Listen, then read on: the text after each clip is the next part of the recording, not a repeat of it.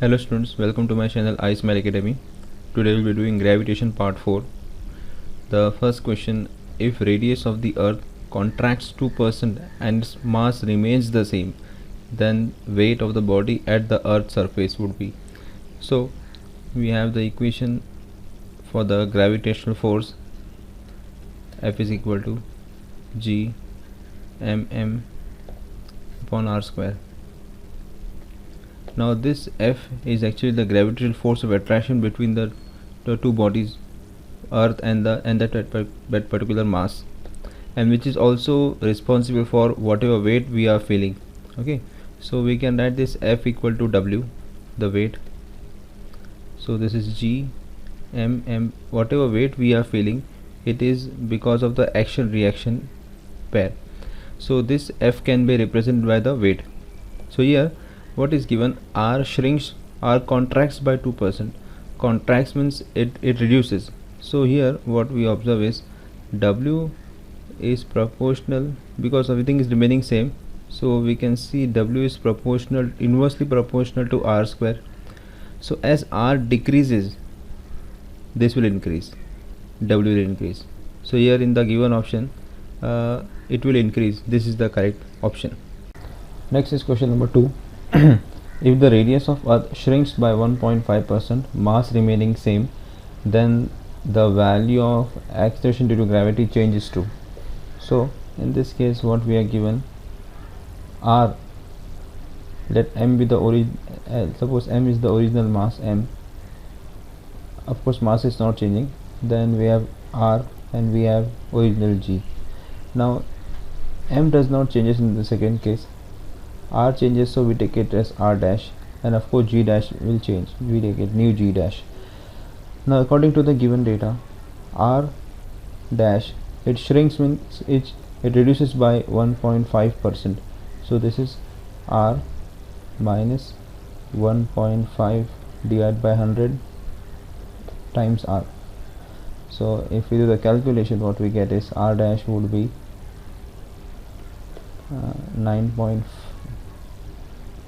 98.5 R upon 100, which is of course 0.985 R. Now what we have is G dash. What is G? G is actually Gm upon R square. And what is G dash? G dash of course would be, G dash would be equal to G, M is not changing, upon R dash square. So what is G dash upon G? G dash upon G would be is we have here R square, because we have upon here, okay, upon R dash square, you can verify it. But R dash is 0.985 R. So what we have is G dash upon G is equal to R square upon 0.985 R the whole square. So R square will get cancelled out, so we have G dash upon G is equal to 1 upon 0.985 square. This is what we have. Okay, so now if we do the calculation, what we get is G dash upon G is 1 upon, just take the square, we get 0.97. Now we are running out of space, so we'll go to the next page.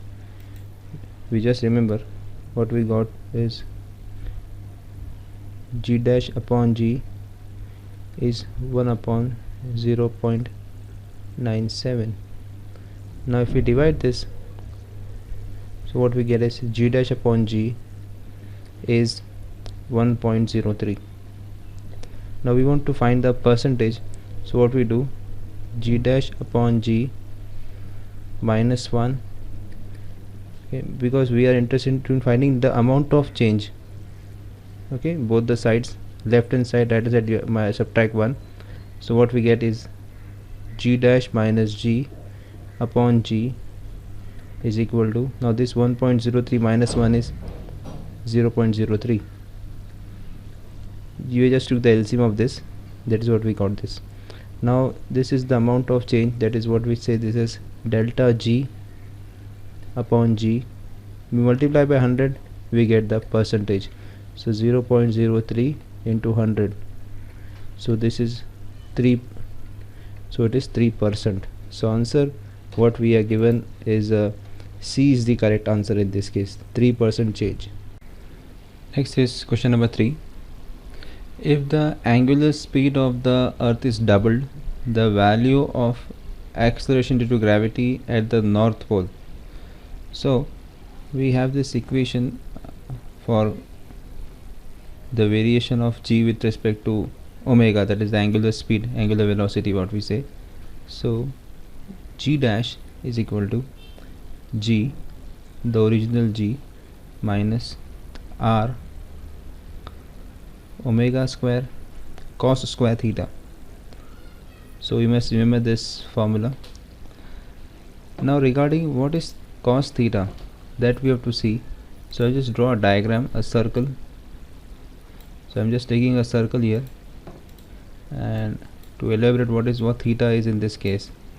So how do we know what is theta? So theta here, how we draw theta, see this is the axis, okay, and this is how we measure theta with respect to the equator, this one, the 0 line. So if we have this is the this is what theta is. So with respect to north pole is here, this is the north pole. So if we draw this line, so this north pole is almost here. So this angle theta, this in this case for north pole, theta becomes 90 degree.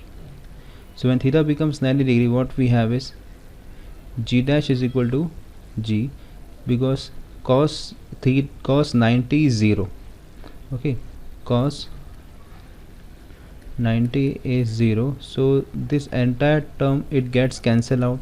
So what we get is g dash is g. So omega, even if we double it, triple it, whatever we do, g will remain as it is, it won't change at the north pole. Of course it will change quite large at the equator, but at the north pole and south pole it remains same. So g remains same at the north pole. So next is question number 4. Two planets of radii in the ratio 2:3 are made from material of density in the ratio 3:2. Then the ratio of acceleration due to gravity g1 upon g2 at the surface of two planets would be. So we let r1 and r2 be the two radii, m1 m2 be the two masses, and ρ1 ρ2 be the two densities. Then from the given data, our r1 upon r2 is given as 2/3, and ρ1 upon ρ2 it is given as 3/2. Now we have the formula for g. G is gm upon r square, where symbols have the usual meaning. So what is g1? G1 is of course g m1 upon r1 square, and then what is g2? G2 will be of course g m2 upon r2 square. Now here in both the case m1 is not given, so we need to convert m in terms of r. So we have density is mass upon volume, okay, and volume of a sphere we know pi by 3 pi r cube. So what m would be equal to? M would be equal to rho into v. So what is m1 then? M1 would be rho 1, and instead of v we write the formula for volume pi by 3 pi r1 cube. Similarly for m2 we have rho 2 4 by 3 pi r2 cube. So we just substitute the values of m1 and m2 in g1 and g2. We do it in the next page. So g1 is g, instead of m1 as we have seen in the previous case, m1 we write in terms of rho.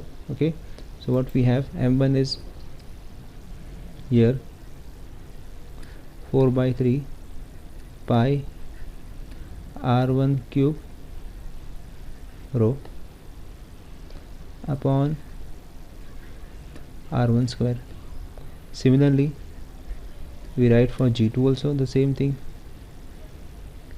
4 by 3 pi r2 cube. Here it is rho 1 and here it is rho 2 upon r2 square. Now we just divide g1 by g2. So what we get, g1 upon g2. Now many of the terms would get cancelled out. So what we get, even here also we see we are left with only one r here, and here also we'll get in this case r1, and here we'll get r2. I am directly writing it, no need to do the calculation. So here what we have, r1 rho 1, and here we have r2 rho 2. But according to the given data, r1 upon r2 is 2 by 3 and rho 1 upon rho 2 is 3 by 2. So first is 2 by 3 and here it is 3 by 2. So what we see is g1 upon g2 is 1.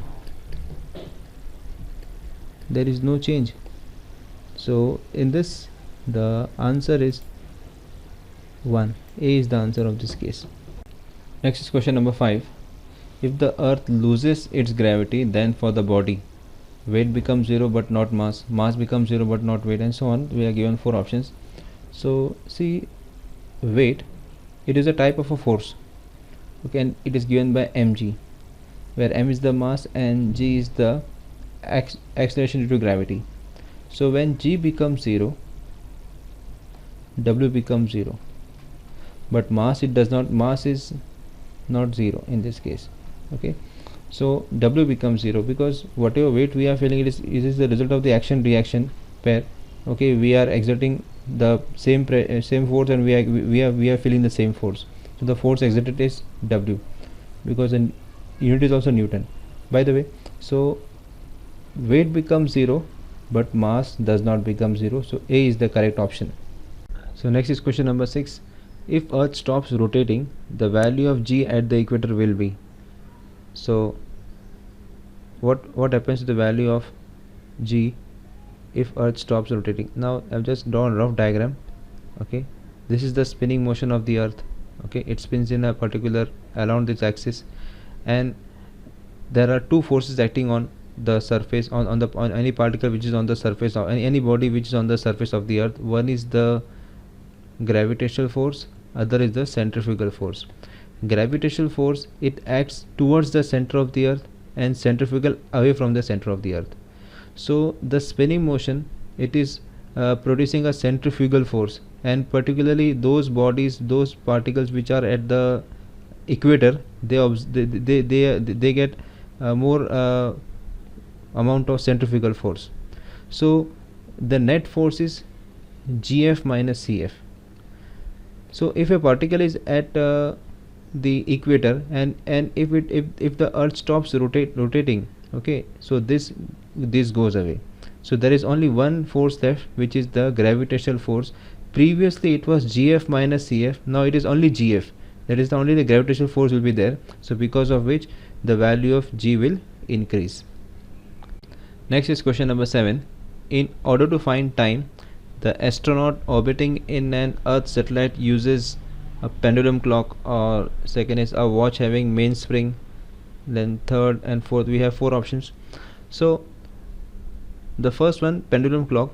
Now see, when an astronaut is orbiting in a Earth satellite, it cannot produce any action reaction. Okay, so it means in that case, that person is as good as he's in a freely falling body, and for a freely falling body, we know the value of g is 0. So g becomes 0, and the time period of a pendulum is 2 pi under root L upon g. So when g becomes 0, t becomes infinite. So pendulum cannot be used. Now second option is B, a watch having mainspring to keep it going.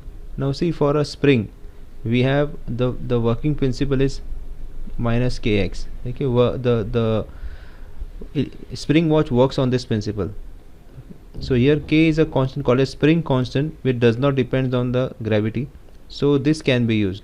Okay, this can be used. Then this is also not correct, and this is also not correct. So only the correct option is if astronaut wants to measure time or find the time, he can use this mainspring to keep it going. Next is question number 8, the last one of this session. An iron ball and a wooden ball of same radius are released from a height h in vacuum. The time taken by both of them to reach the ground is. Now see here, students, one thing is, let us assume this is a particular height, okay, and we are throwing two balls. This is this iron ball, this is a wooden ball, both are thrown. Now both are falling freely towards the ground. So in vacuum there is no air resistance, so they are freely falling body, and only thing which is acting on them, only the acceleration. They both will be accelerated by g. Okay, this g is called as the acceleration due to gravity, which is 9.8 meter per second square. So what does this mean? The value of g for both is same, whether it is wooden block or whether it is iron ball. So it means that after every second their velocity will increase by an amount 9 meter per second for every second. Okay, so their velocity will increase in same proportion, and of course both will fall together at the same time. Okay, so here the time taken by them to reach the ground is almost equal. It is exactly equal. Okay, it is exactly equal. So that's all for today's session. So please revise do all the problems carefully, and also refer the books. Thanks for watching.